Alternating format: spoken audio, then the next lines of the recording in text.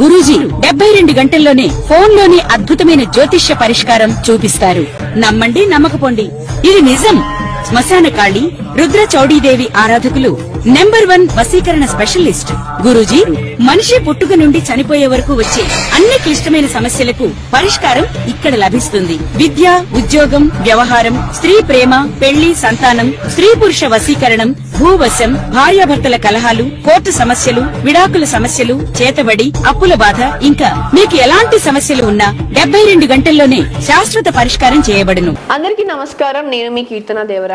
ముందుగా మనం చూస్తున్నట్లయితే గురు ట్రాన్సిట్ అనేది చాలా పాపులర్ అయింది. మనం చాలా వీడియోస్ చెప్తూ ఉన్నాము, చాలా మంది మంచి మంచి పరిహారాలు కూడా చేసుకుంటూ ఉన్నారు. మరి త్వరలో చూస్తున్నట్లయితే గురు పౌర్ణమి అనేది చాలా పాపులర్ ఫెస్టివల్. అందరం చాలా మంచిగా సెలబ్రేట్ చేసుకుంటాం. మరి ఆ గురుని అనుగ్రహం అందరికీ పొందాలని అందరికీ ఉంటుంది. మరి ముందు అసలు గురు పౌర్ణమి అంటే ఏంటో డీటెయిల్డ్ గా ఎక్స్ప్లెయిన్ చేయడానికి ఇవాళ మనతో పాటు మన స్టూడియోలో ఐకాన్ ఆస్ట్రాలజర్ సురేష్ బాబు గట్టుపల్లి గారు ఉన్నారు. ఆయన అడిగి తెలుసుకుందాం. Hi sir, firstly hearty welcome to our studio. నమస్తే అండి, జై Srimannarayana. Thank you. And first thing ఏంటంటే గురు పౌర్ణమి అనేది అందరూ చేసుకునే ఫెస్టివల్, వరల్డ్ వైడ్ గా చేసుకునే ఫెస్టివల్. అసలు గురు పౌర్ణమి అంటే ఏంటో ఇన్ డీటెయిల్ గా ఒకసారి ఎక్స్ప్లెయిన్ చేయండి. ముందుగా మన ఛానల్ ప్రేక్షకులందరికీ కూడా నా హృదయపూర్వక నమస్కారాలు, అందులో జై శ్రీమన్నారాయణ. Thank you. కీర్తన గారు దేవరాయ, ఎలా ఉన్నారు? బాగున్నాను సార్, బాగున్నాను. సో మన ప్రేక్షకులు కూడా మన ఛానల్ చూసి చాలా రకాల పరిహారాలు, చాలా రకాలుగా మెప్పొందిన వారు, చాలా రకాల పరిహారాలు చేసుకొని దాంట్లో బాగా మంచి స్థాయికి వెళ్ళిన వాళ్ళు కూడా ఉన్నారు. మన ఛానల్ కి చాలా మంది సబ్స్క్రైబర్స్, అంటే సబ్స్క్రైబ్ చేసిన వారు చాలా మంది ఉన్నారు. వారందరికీ కూడా ఈ యొక్క గురు పౌర్ణమి శుభాకాంక్షలు కూడా. ముందు ముఖ్యంగా ఈ యొక్క జూలై మాసంలో ఈ యొక్క గురు పౌర్ణమి అనేది వస్తుంది. అంటే ప్రతిసారి కూడా ఆషాఢ మాసంలోనే వచ్చేది గురు పౌర్ణమి. ఈసారి కూడా ఆషాఢ మాసంలో జూలైలో ఆషాఢ మాసం ఉంది. ఈ ఆషాఢ మాసంలో గురు పౌర్ణమి అనేది వస్తుంది అన్నమాట. అయితే ఈ గురు పౌర్ణమి జూలై 10వ తారీఖున మనకి ఉంది. అయితే ఇది మనకి పౌర్ణమి అయినా తిథులు ఏదైనా సరే సూర్యోదయానికి మనం చేసేటువంటి విధానం మనకి కనిపిస్తూ ఉంది, మన సాంప్రదాయ ప్రకారంగా కూడా. అయితే మనకి ఇరు రాష్ట్రాల్లో కూడా సూర్యోదయానికి ఏ తిథి అయితే ఉంటుందో దాన్ని మనం పరిగణలో తీసుకొని చేస్తూ ఉంటారు. అలానే ఈ జూలై 10వ తారీఖున వచ్చేటువంటి గురు పౌర్ణమి ఏదైతే ఉందో ఈ పౌర్ణమి కూడా 10వ తారీఖుని మనం పరిగణలో తీసుకోవాలి. అంటే 9వ తారీఖే ఆసనం అవుతుంది గురు పౌర్ణమి, కానీ 10వ తారీఖు మొత్తం రోజంతా ఉంటుంది. అదే కాక సూర్యోదయానికి ఉంది కాబట్టి ఆ రోజునే మనం నైట్ నుంచి వస్తుంది. ఈ సాయంత్రం 9వ తారీఖు సాయంత్రం 5 గంటల నుంచి కూడా పౌర్ణమి ఉంది, కానీ 10వ తారీఖునే మనం తీసుకోవాలి. అంటే 10వ తారీఖు అనేది కన్ఫర్మ్ గా గురు పౌర్ణమి అని మనం అనుకోవచ్చు.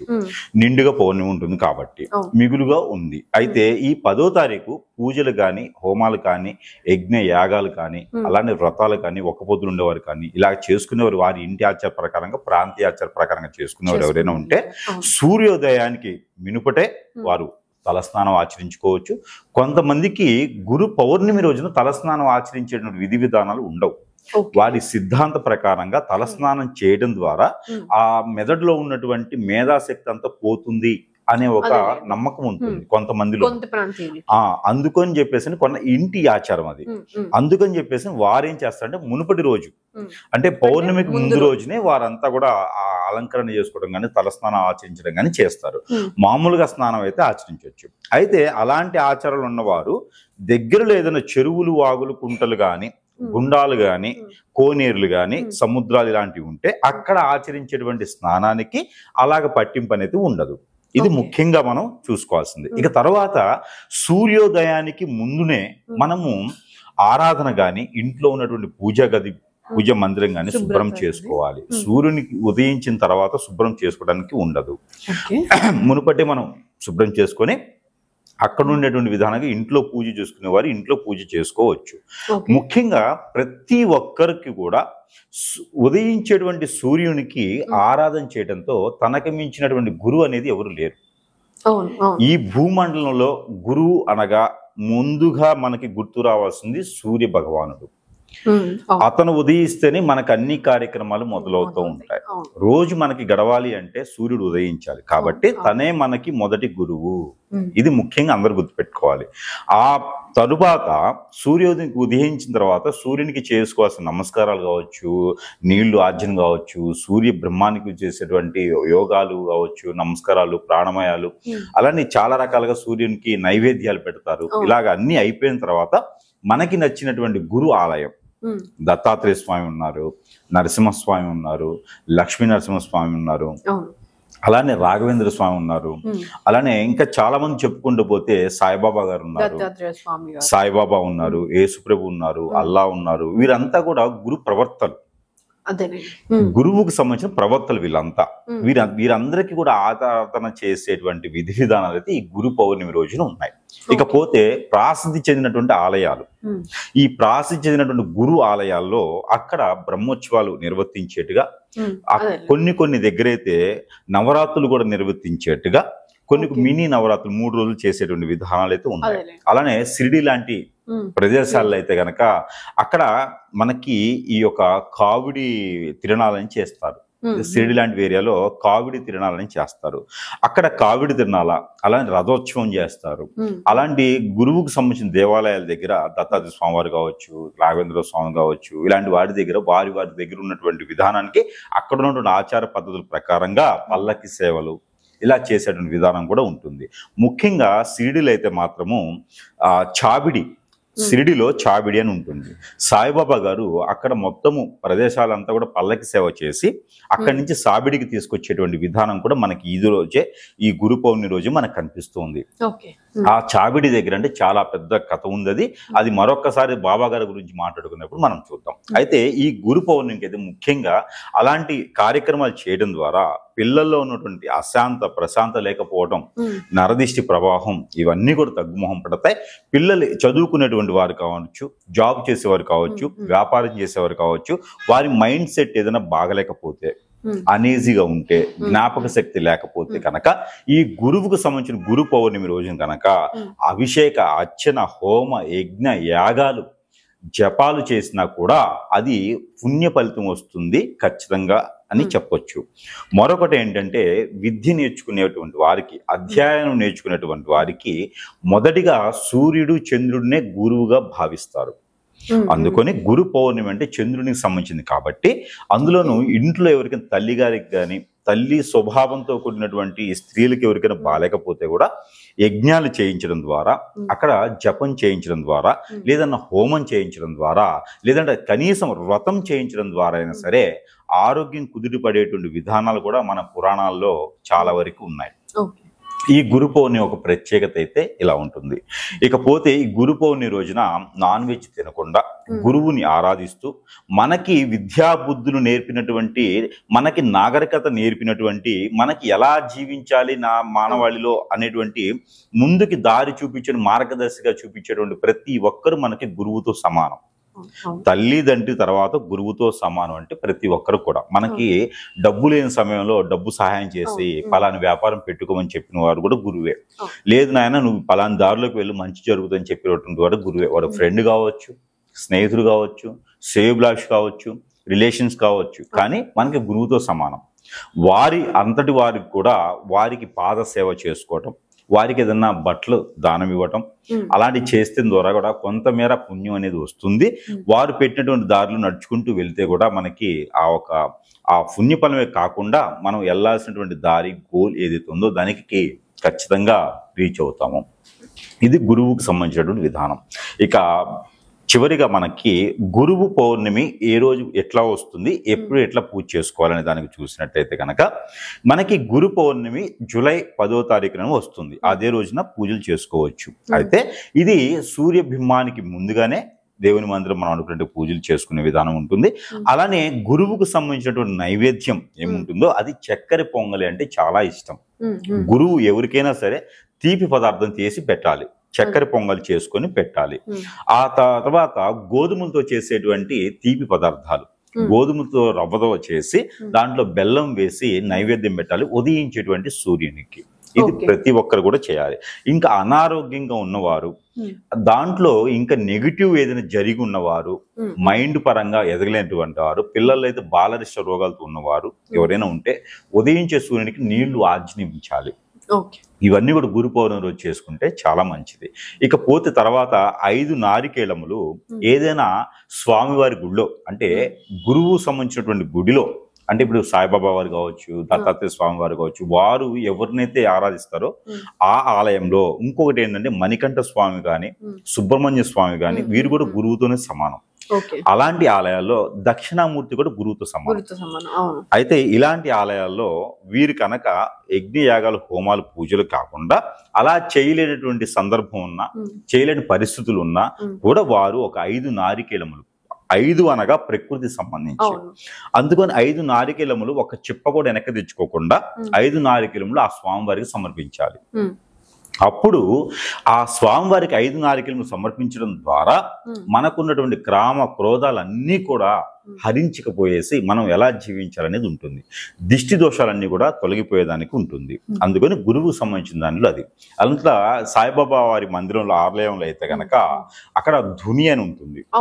ఆ ధునిలో గనక మనకి దొరికేటువంటి మొక్కలు గాని, చెట్లు గాని ఏమైనా ఉంటే దాంట్లో మద్ది, టేక అని ఉంటాయి, 2 జాతులు సంబంధించినవి. అవి దాంట్లో వేయటం ద్వారా మనలో ఉన్నటువంటి ఆర్థిక సమస్యలన్నీ కూడా తొలగిపోతాయి. ప్రతి ఒక్కరు కూడా ప్రయత్నం చేసి చూస్తే రానున్నటువంటి గురు పౌర్ణమి కల్లా కూడా మనకున్నటువంటి స్థితిగతులు నుంచి బయటపడేదానికి ఉంటుంది. ఈ గురు పౌర్ణమి ప్రత్యేకత చెప్పుకుంటూ పోతే గురు పౌర్ణమి కూడా వస్తుంది. అందుకని 12 రాసుల వారికి ఎలా ఉంటుందో అనేది మనం ఒకసారి చూద్దాము. అయితే ముఖ్యంగా గురు పౌర్ణమికి అయితే ఇలా చేసుకుంటే సరిపోతుంది. నైవేద్యం కూడా వారు రొట్టెలు పెట్టుకోవచ్చు, పాలు పెట్టుకోవచ్చు, తెల్లని పదార్థాలు, చక్కెర పొంగల్ పెట్టవచ్చు.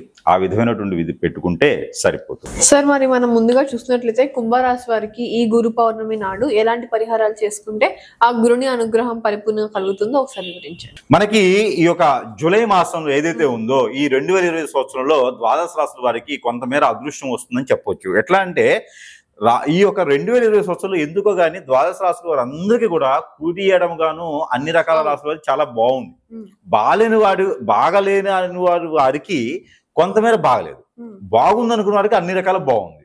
అయితే ఇప్పుడు మనకి వచ్చేటువంటి దశలు కావచ్చు, అంతర్దశలు కావచ్చు, గ్రహాలు మారడం కావచ్చు, ఇవన్నీ కూడా స్థితిగతులు అయిపోయినాయి. కాబట్టి ఇప్పుడు ముఖ్యంగా ఉన్నటువంటిది ఏంటంటే గురు పౌర్ణమి.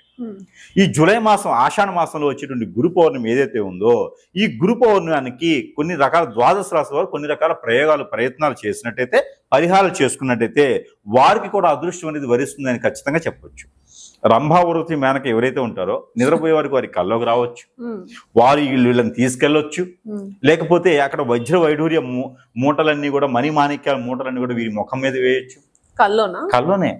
ఇలాంటి జరిగేటువంటి అవకాశాలు అయితే ఖచ్చితంగా ఉన్నాయి. ఎందుకంటే ఈ అదృష్టం కూడా అలానే ఉంటుంది. కష్టపడితే అదృష్టం వస్తుంది, కలగంటే బద్ధకం వస్తుంది. కాబట్టి కలకనే అంత నిద్రపోకూడదు.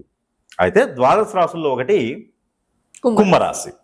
ఎందుకు చెప్పాను ఇదంతా అంటే కుంభరాశి వారికి అదృష్టం అలానే ఉంది కాబట్టి ఈ కుంభరాశి వారికి కలల కన్నా ఆ కళలు నిజం చేసుకుంటున్న అదృష్టం ఇప్పుడు కలిసి వస్తుంది.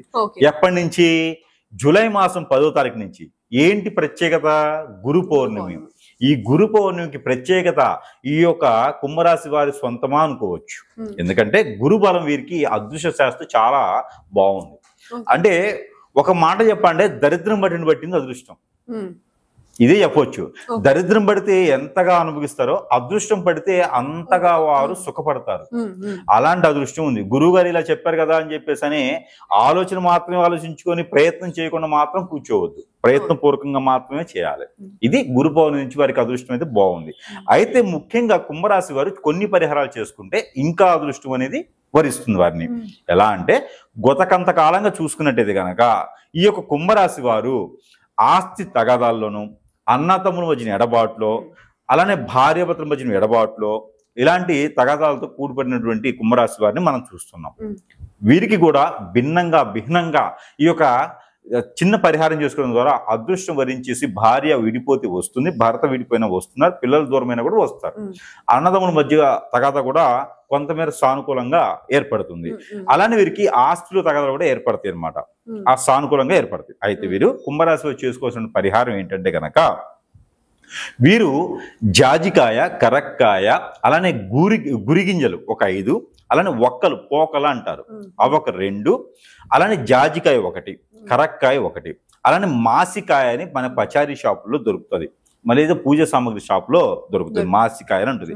అలానే తులసి గింజలు ఒక 5, అలానే పత్తి గింజలు ఒక 5, అంటే కాటన్ సీడ్ అంటారు ఆ గింజలు ఒక 5. ఇవన్నీ తీసుకొని ఇవన్నీ కూడా మనకి పచారీ షాప్లో దొరుకుతాయి. ఈ గురు పౌర్ణమి రోజు మాత్రమే ఇది పరిహారం చేసుకోవాలి. వీటన్నిటికీ కూడా ఒక్కొక్క దానికి సంబంధించి ఒక్కొక్కటి ఉంటుంది. అలానే ఈ పత్తి గింజలు ప్రత్యేకంగా చెప్పాలి అంటే కనుక మనకి విఘ్నాలు అడ్డం పడి పని ఏమి కాకుండా ఉన్నట్టయితే వారికి ఆ పని సక్రంగా నెరవేరేందుకు మనం పత్తి గింజలని ఆ కాటన్ సీడ్ ని వాడతాం. గురిగింజలు మనకి ఏదైనా చెడు జరిగి ఉంటే, మన మీద చెడు ప్రభావం అయి ఉంటే, మన మీద నరదిష్టి నరఘోష అవేమి ఉంటే ఖచ్చితంగా అవన్నీ పటాపంచలేందుకు గురిగింజలు వాడతాం. ఇలా చెప్పుకుంటూ పోతే వారికి చెప్పిన ప్రతిదీ కూడా ఒకదానికి రెమెడీ పరిహారం. కాబట్టి ఈ ఒక్కలు ఆ రవి భగవానుడికి సంబంధించినవి. అలానే ఇవన్నీ కూడా ఒక్కొక్కటి ఒక్కో దానికి సంబంధించినవి కాబట్టి ఇవన్నీ కూడా తీసుకొని ఇవన్నీ కూడా వైట్ వస్త్రం అంటే శుక్రుడికి సంబంధించింది. ఈ శుక్రుడికి సంబంధించిన వైట్ వస్త్రంలో ఇవన్నీ కూడా కలగలుపుకొని అవి ముడుపులా కట్టాలి. ఈ కట్టినటువంటి ముడుపుని 5 దారపు పోగులుతున్నటువంటి దారాన్ని తీసుకొని 5 కలర్స్ ఉన్నటువంటి దారాన్ని తీసుకొని 5 పోగులు చొప్పున ఆ ముడుపుకి కట్టాలి. ఆ కట్టినటువంటి ముడుపుని మన కులదైవం, మన ఇష్టదైవం, మన గురువు గారు అయినటువంటి ఆలయం ఏదైతే ఉందో అక్కడ ఏదైనా మర్రి చెట్టు, వేప చెట్టు, రావి చెట్టు, దానిమ్మ చెట్టు, సపోటా చెట్టు, ఆ ఆలయంలో ఏ చెట్టు అయితే ఉంటుందో ఆ కొమ్మకి కడితే వీరికి ఉన్నటువంటి సమస్యలు, అనారోగ్య సమస్య, ఆరోగ్య సమస్య, గ్రహరీత్య దోషాలు, పితృదోషాలు, అలానే కాలసర్ప దోషం, నాగదోషం, కుజదోషం ఇలాంటి ఏమైనా ఉంటే కూడా ఖచ్చితంగా తొలగిపోతాయి. అప్పుడు వారు అన్యోన్యంగా ఉండేదానికి దాంపత్య జీవితం బాగుంటుంది. వారు ఎవరి నోళ్ళలో నాన్నా కూడా ఇబ్బంది లేకుండా ఉంటుంది. చేసే వ్యాపారంలో నష్టం ఉన్నా ఆ నష్టాన్ని సవరించుకునే దానికి ఆస్కారం ఉంటుంది. కాబట్టి ఈ చిన్న పరిహారం వారు చేసుకుంటే అదృష్టం వరిస్తుంది. మరొకటి ఉంది, వారు గోధుమ పిండితో కానీ గోధుమ రవ్వతో కానీ చేసినటువంటి పిండి పదార్థంలో మిరియాల పౌడర్ కానీ బ్లాక్ పెప్పర్ సీడ్స్ కానీ దాంట్లో వేసి దాంట్లో కాజు కూడా వేస్తే శుక్రదోషం పోతుంది.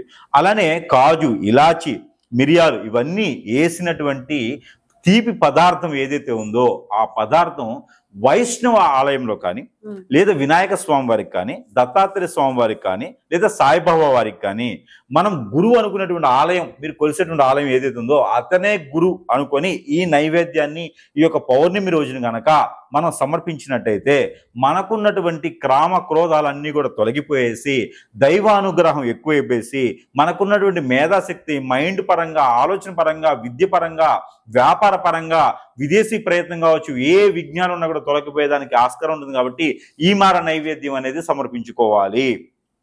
మరొకటి బెల్లము, గరిక నైవేద్యము అక్కడ ఉండేటువంటి వినాయక స్వామి వారికి సమర్పించినట్టయితే వీరిలో ఉన్నటువంటి ఆరోగ్య సమస్యలే కాకుండా విద్యా సమస్యలు ఏమైనా ఉంటే కూడా నెరవేరేదానికి ఉంటుంది. కాబట్టి కుంభరాశి వారు ఈ ఒక చిన్న పరిహారం చేసుకుంటే సరిపోతుంది. మరొకటి, ఆ రోజు ఉదయించే సూర్యునికి నమస్కారం చేసుకోవటం, ఉదయించే సూర్యునికి నీళ్లు ఆజ్ఞనివ్వటం, అలానే ఒక మొక్క నాటితే కూడా అదృష్టం వస్తుంది. మనకి ఈ మొక్కల్లో ఈ యొక్క కుంభరాశి వారు నాటవలసినటువంటి మొక్క మారేడు చెట్టు ఉంటుంది. మారేడు దళాలు అంటారు కదా, అలాంటిది మారేడు చెట్టు ఒకటి నర్సరీలో దొరికితేనో లేకపోతే ఆర్డర్ పెట్టుకుంటేనో చాలా వాటికి ఆన్లైన్లో కూడా దొరుకుతా ఉన్నాయి. ఈ మారేడు చెట్టు ఒకటి, లేదా దొరకలేదు అనుకుంటే కనుక మనకి మూసంబి అంటారు, బత్తాయి చెట్టు అంటారు, ఆరెంజి, బత్తాయి ఇలాంటి చెట్లు ఏదైతే ఉందో ఆ చెట్లైనా సరే ఎక్కడైనా ఆలయంలో కావచ్చు, పొలాల్లో కావచ్చు, ఎక్కడైనా రోడ్డు విరువైపులో కావచ్చు, ఈ చెట్టు ఒకటి నాటినట్టయితే వారికి ఉన్నటువంటి అన్ని రకాల సమస్యలు కూడా తొలగిపోతే, గ్రహరీత్యా ఏమైనా దోషాలున్నా కూడా తొలగిపోతే సుసంపన్నంగా జీవితాన్ని ముందుకు నడిపేదానికి ఆస్కారం ఉంటుంది. ఆ దేవాది దేవుడైన కృపా కటాక్షాలు కూడా వీరి మీద విదజల్లేదానికి ఆస్కారం ఉంటుంది. కాబట్టి ఈ చిన్న ప్రయత్నం చేసి ఈ గురు పౌర్ణమి రోజున కుంభరాశి వారు కూడా అదృష్టవంతులు అయ్యేదానికి ఆస్కారం ఉంటుంది. చిన్న ప్రయత్నం చేసి అదృష్టవంతులు అవ్వచ్చు. మరి చూసారు కదా, కుంభరాశి వారు ఈ గురు పౌర్ణమికి ఇలాంటి పరిహారాలు చేసుకొని మీ జీవితాన్ని మంచిదారిలో పెట్టుకున్నారని ఆశిస్తూ మరొకసారి మీకు మీ కుటుంబ సభ్యులకి గురు పౌర్ణమి శుభాకాంక్షలు. మరో రాష్ట్ర కలుద్దాం. అంతవరకు సెలవు.